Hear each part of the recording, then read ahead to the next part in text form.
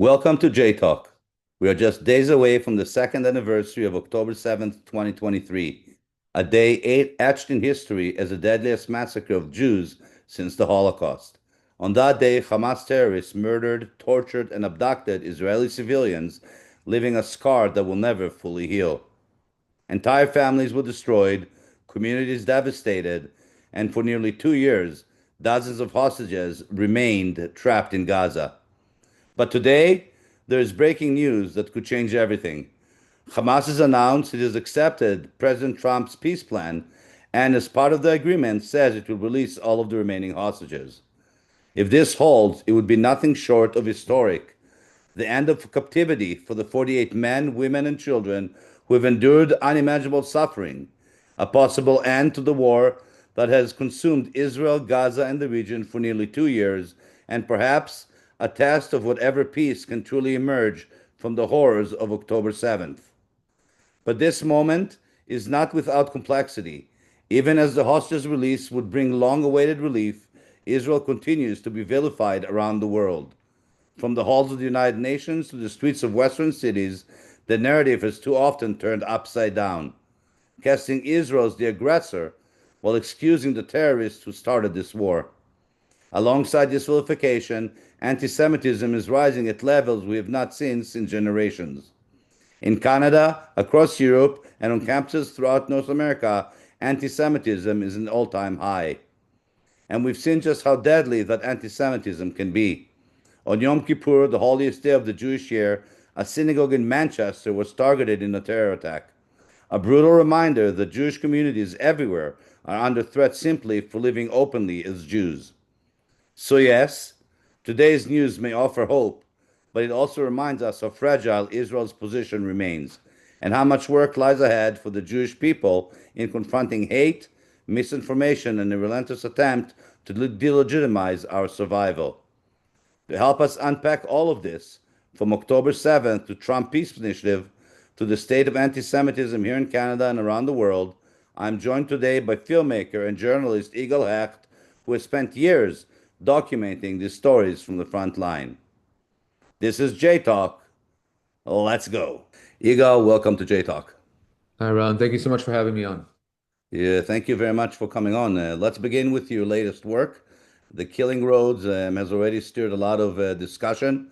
For listeners who haven't seen it yet, can you maybe give us a little background on how the documentary came about? Sure, The Killing Roads came about in early 2024, late 2023, early 2024, when I read an article in Haaretz and New York Times, which I don't often read, but this article caught my attention, and it spoke about the fact that 250 people died on Route 232 and Route 34, which are the main arteries of the southern envelope of Israel, where the majority of the attacks took place on October 7th.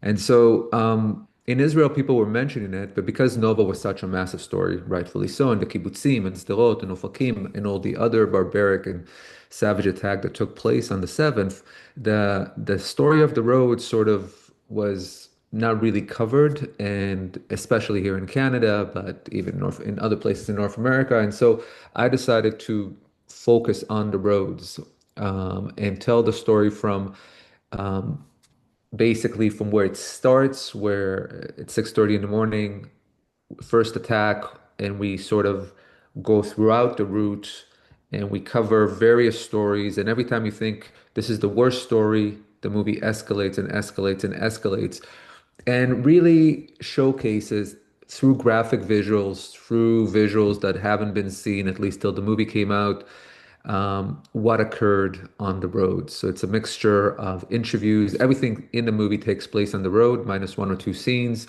The majority of it takes place on the roads. The majority of it takes place in the exact spots where people were murdered. We bring their families, or if they survive, we bring them there. And we show the sheer savage barbarity that was unleashed by Arab terrorists from Gaza, 7,000 of them, and the millions that supported them on October 7th. That's very powerful. Was there any particular testimony or footage that you taking during the filming of the documentary that really stood out for you as it relates to October 7th? Was there something particular that really stayed with you?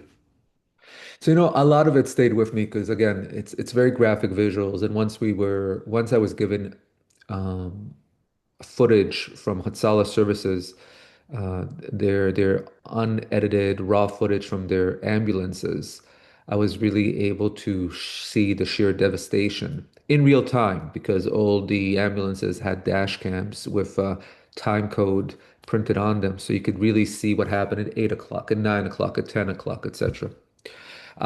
One thing that stood out for me was not necessarily a graphic scene, but rather um, Etiqueta, whose daughter Stav was murdered, played me while we're at the site, the exact spot where her daughter was murdered, played me this audio recording of her daughter singing a birthday song to her son.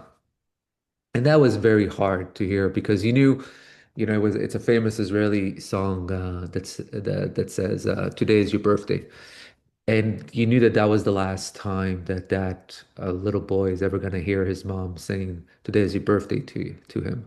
And that was out of everything, I think that was the most one of the most impactful moments um, for me. So it's really interesting. I think because I've made so many films about genocides in the past, and this was an actual genocide, not the nonsense that they're claiming Gaza is, but this was an attempt to commit a genocide against the Jewish people. And had they not been stopped at Yad Mordechai on that day, they would have gone to Ashkelon, they would have gone to Ashdod, they would have attempted to kill as many Jews as they could.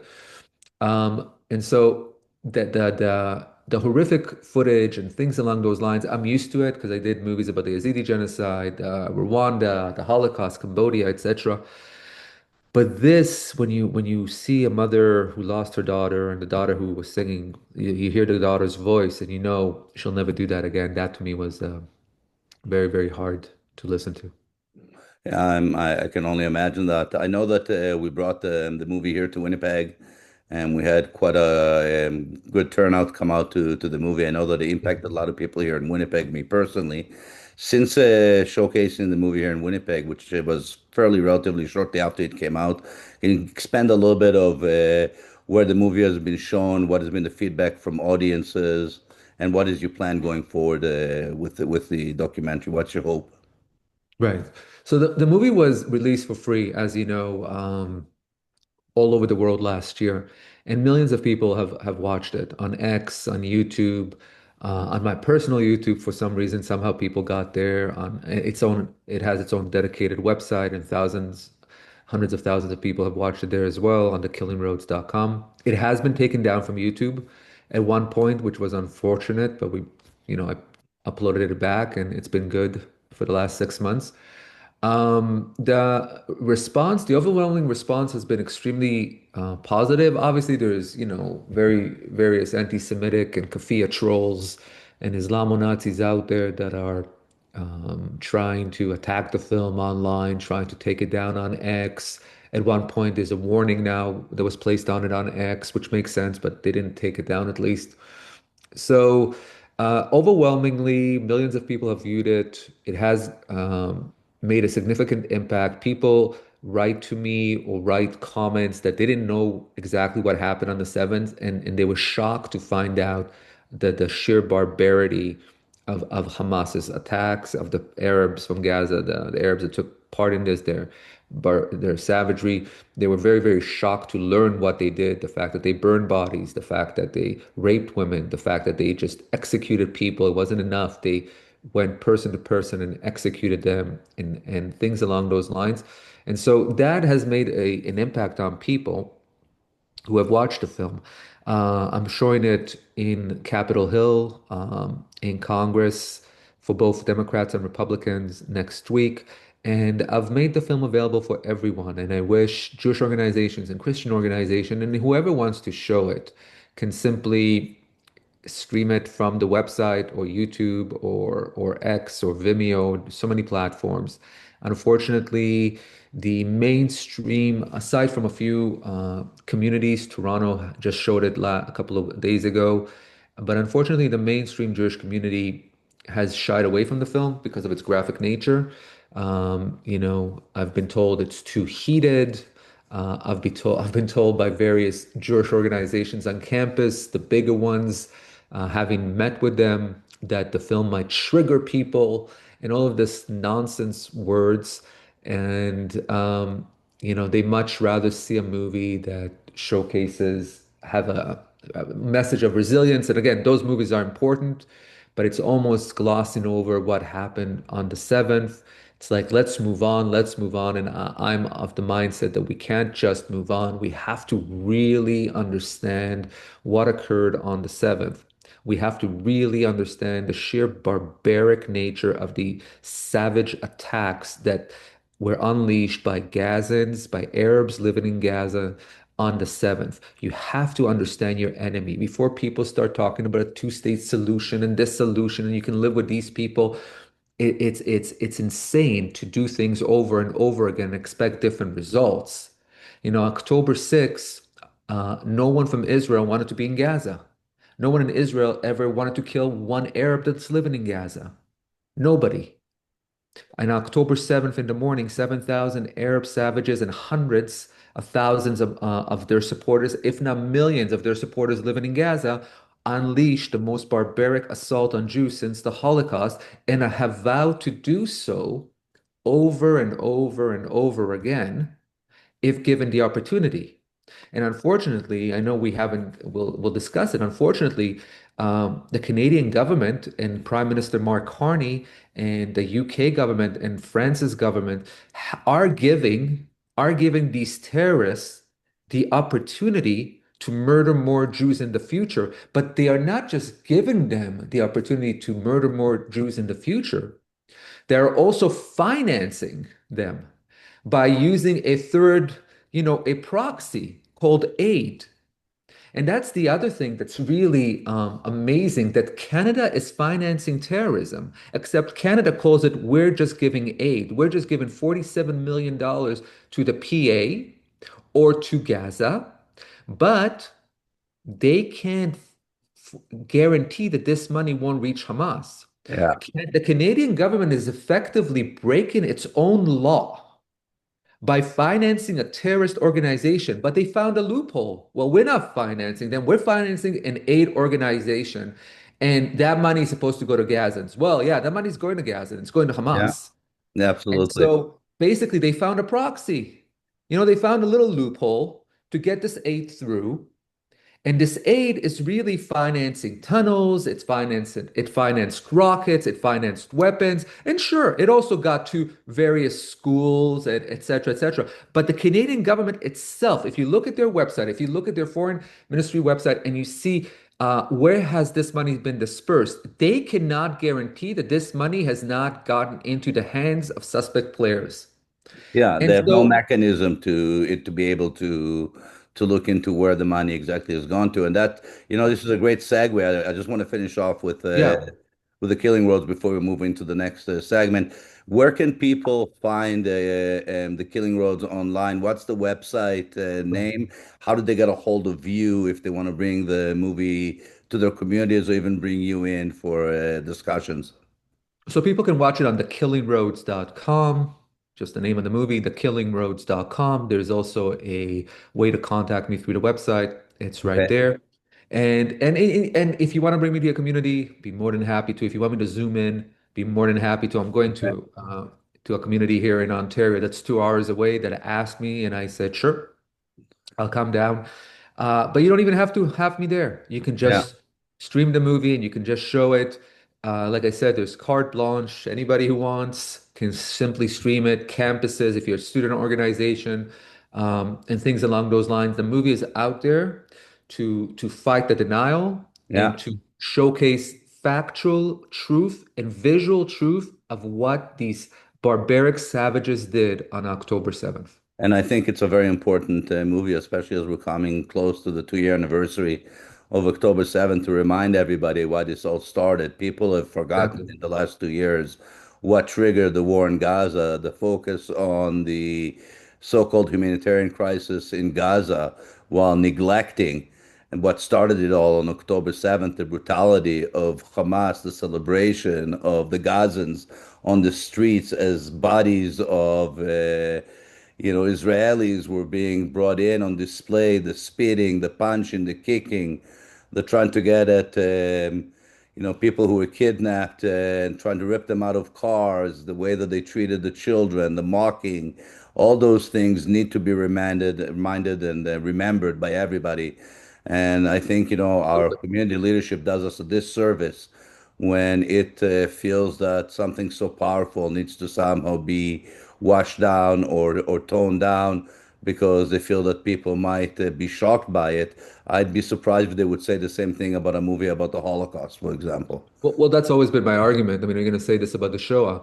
And Yeah, this has been the downfall, I think, of a lot of communities in North America, where as long as there's talking heads and testimonials and maybe influencers in movies, they'll go and yeah, show it. But when there's a raw, and by the way, not just my movies, there's a lot of other movies out there that absolutely. need to be shown. And I was told by a film festival, Jewish film festival uh, CEO, that there's October 7th fatigue among our communities. Unbelievable. But that's the problem. That is the problem because anti-Semitism is up. A lot of the progressive Jews from the progressive Jewish wing blame Israel as opposed to blaming the actual individuals, these Islamo-fascists, their progressive Kafia Karen friends, Yeah, because they're in the same sort of, dogmatic political world. So they just want to demonize Netanyahu. They just want to yeah, demonize Trump. They don't want absolutely. to deal with the fact that their friends, their colleagues are anti-Semites. It's They still don't the want to deal with that. mentality. It's still the mentality. Sorry to interrupt you. It's still the mentality of Europe post World War II. The Zeitstill, the stay quiet, close the Yeah, drains it's a of very the shtetl house, mindset.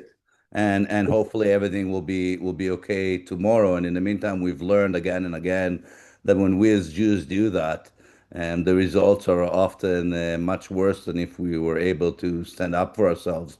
I always say to my kids, if I had to choose between being a partisan or being somebody who, closes the blinds to my house, I'll always choose to be the partisan. And I think, your movie of October 7th is an important movie in that aspect to show not just the violence and what happened, but to remind ourselves that when we act in a way of being frightened, that the results quite often are not good for our people. I very much believe in what Menachem Begin told Joe Biden. I'm not a Jew with weak knees, and I think Absolutely.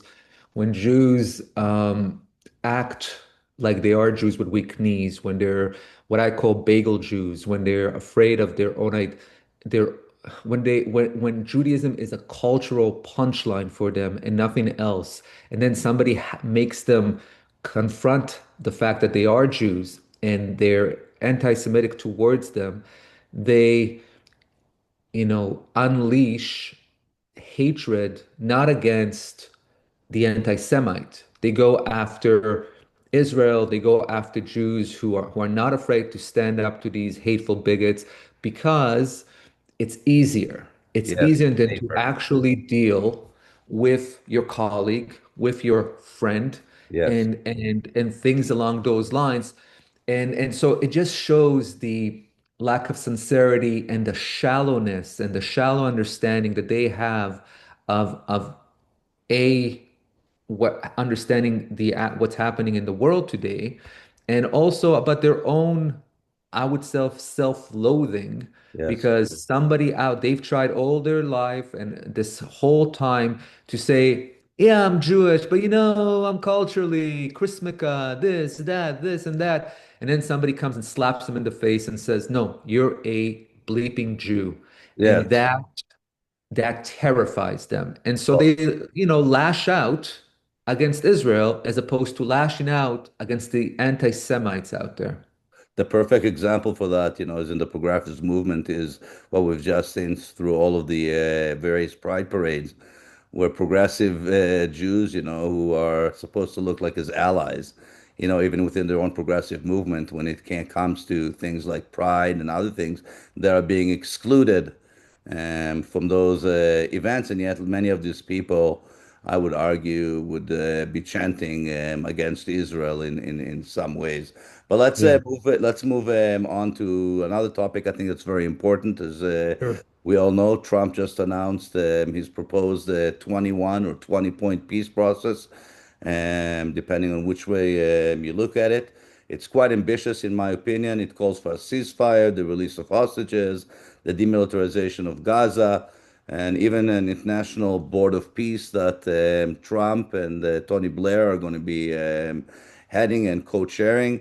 Who do you think the winners and losers are out of this announcement? I think we shouldn't really look at things in a binary way where it's winners and losers.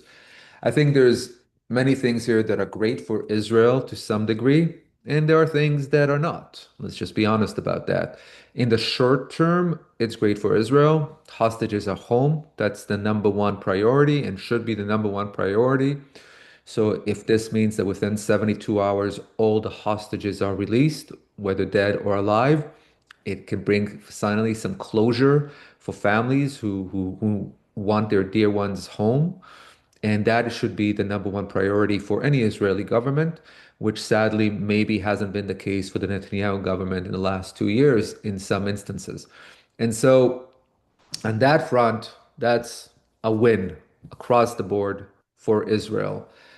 Long term, Amit Segal on Channel 12 said it yesterday, and Channel 12 Israel's News said it. It opens the door for a possible Palestinian state, whatever you want to call it, in the future. But that's the future, and it all depends on who's in power and things along those lines.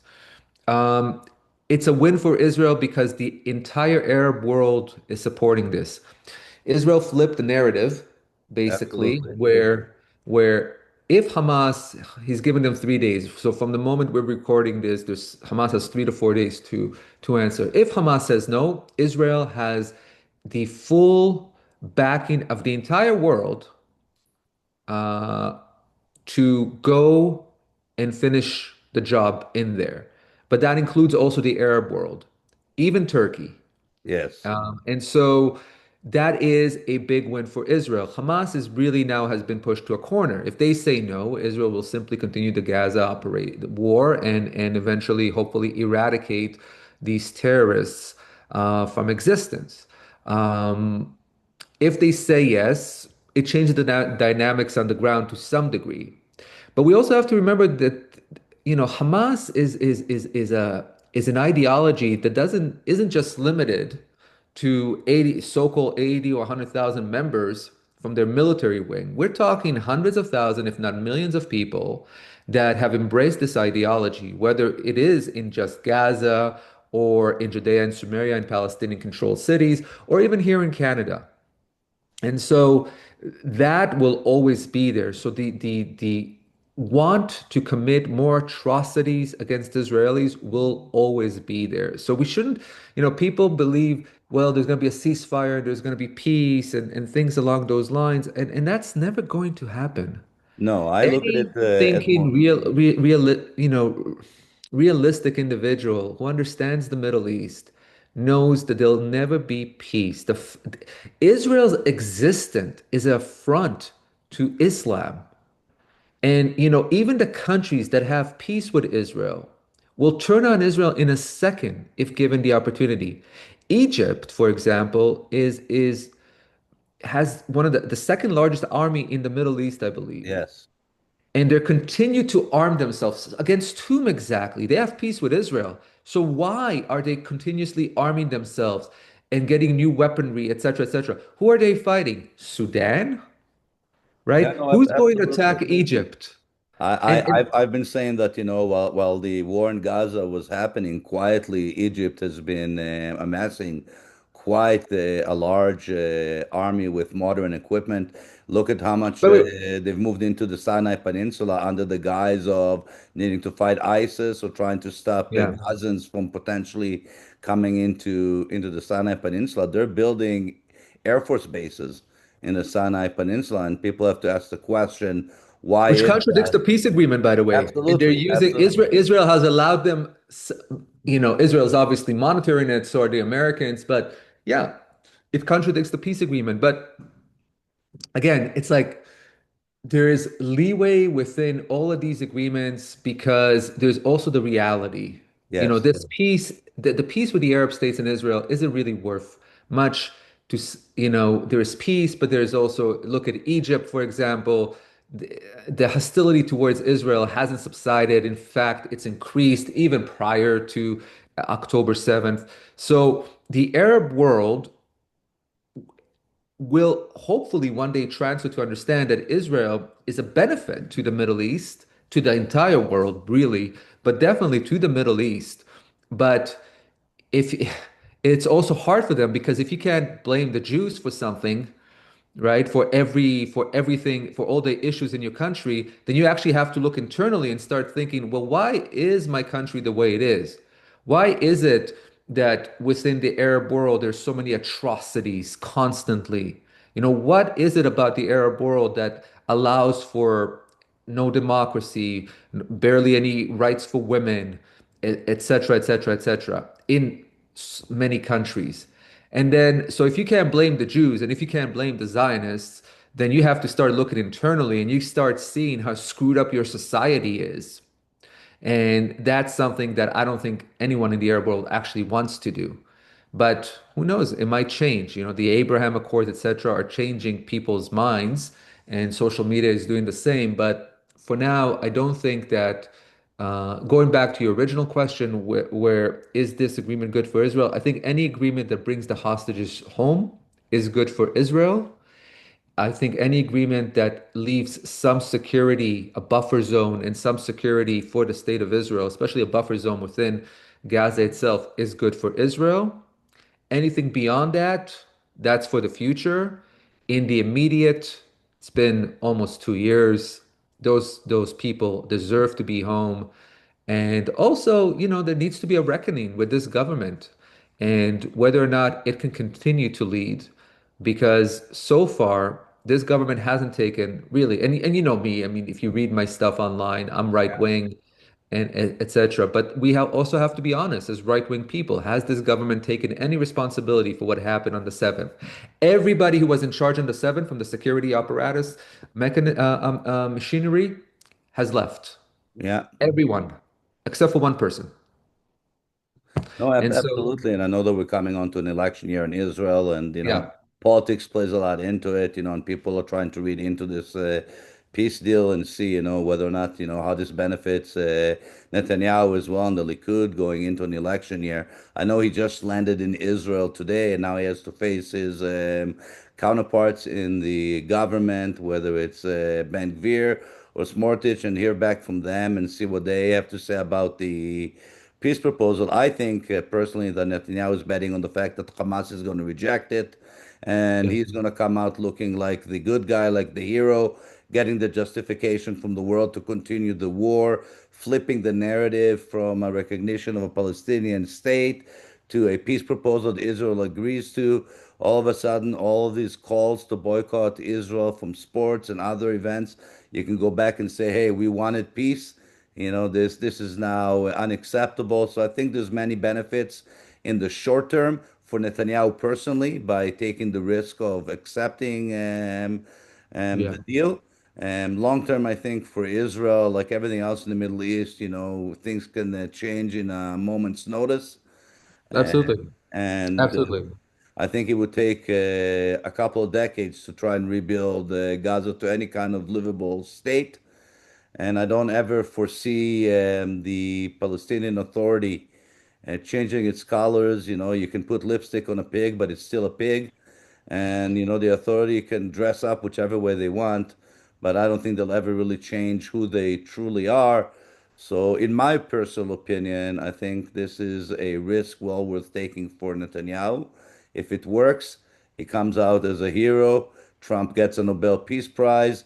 If it doesn't work, it gives Israel the justification to continue the war and really shows the Palestinians and Hamas particularly for who they are. That's my personal opinion or take No, I on the understand. I proposal. and I to some degree I agree with you. I don't actually. I think Hamas will probably take this deal because they realize at this point that I think it also offers safe passage for their terrorist leadership that just wants to get the hell out of Gaza anyways and go to Qatar and get their millions and live in luxury homes.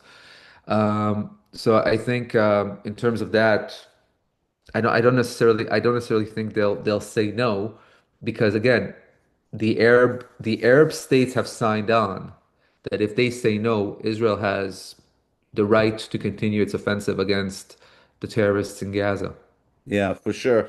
We only have a little bit of time left. Eagle, I Sure. want to touch on a couple of other things. I wanted to talk a little bit about Prime Minister Carney announcing that Canada recognized the Palestinian Yeah. state, which I think, he did despite the conditions he put forth, a few weeks prior to what that recognition would look like and what steps need to be taken before that recognition. How do you see this affecting quickly the relationship between Canada and Israel in the short term? I don't And think I what do don't you think think I is don't the think impact on us here as Canadian Jews in the long term?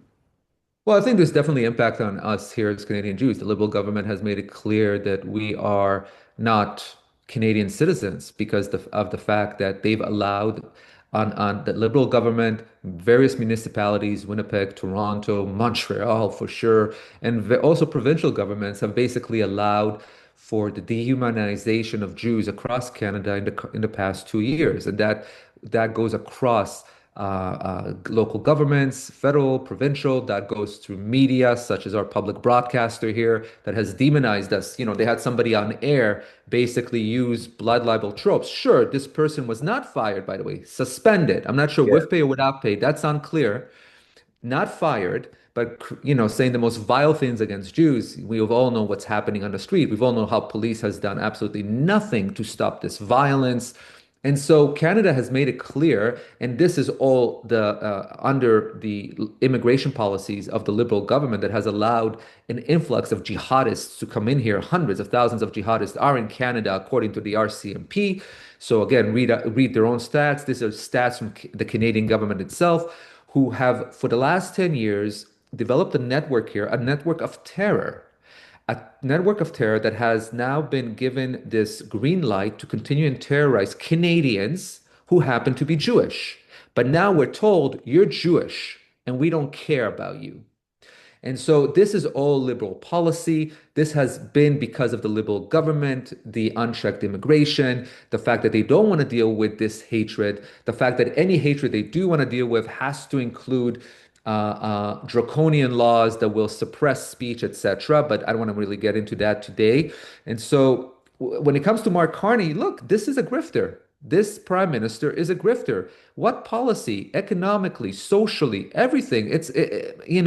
Anything he's promised before the election, he hasn't come through on at all. It seems, many would argue, allegedly, that he even his economic incentives are all tied into his corporate needs and his former corporate employers. Allegedly, I don't know if that's true or not. And so, but when it comes to the Middle East, he's lied. He fully lied. He went back on his own conditions.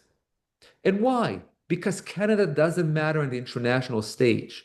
On the international stage, this is a mediocre country that nobody cares about. And he wanted to make a big splash with Macron and the UK Prime Minister, who are only saying what they're saying to appease a very growing and radical absolutely. Islamic voting base who has changed the face of their country, who has terrorized their country, who wants to impose Sharia laws in this country. And once again, this is not just a rant. If you don't believe me, simple go on Google, go on the BBC, go on the Guardian, even check the most left-leaning media, because even they're talking about it. And here in Canada, this is where we're heading to. The liberals are basically halaling the way for extreme Islam in this country. And we see it in Montreal. We see it unfold in Montreal where the police doesn't want to deal with them and they do whatever the hell they want. They attack Jewish businesses, they attack churches, they attack synagogues, they attack the individual on the streets that are just walking by, and nothing is being done. There used to be an understanding. I am for freedom of protest, any kind of protest. But when you utter death threats and when you start talking about murdering Jews in Arabic, they never do it in English. They only do it in Arabic because, God forbid, I guess there isn't a budget for translation in the various police services. But when you utter threats in a protest, it doesn't matter in which language, that's hate speech. And for 2 years, we've had hate, violent hate being uttered in every single protest, be it in Winnipeg, in Toronto, especially in Montreal, in Vancouver, etc., etc., etc. And nothing is being done.